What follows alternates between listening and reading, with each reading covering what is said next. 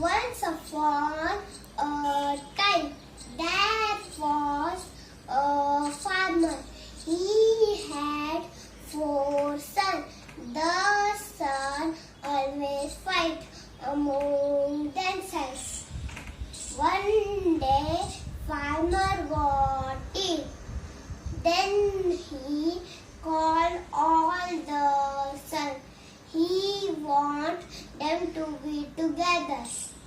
He asked the son to bring a bundle of sticks. Then he asked them to break it, a bundle of sticks.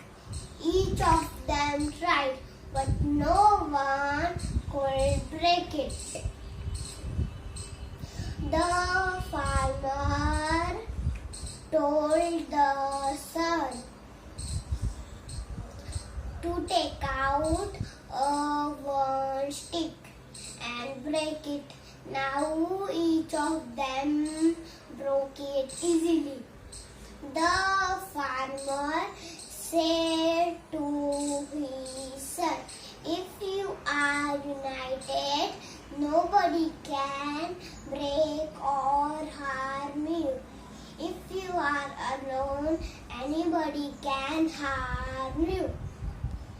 After this, all sons stopped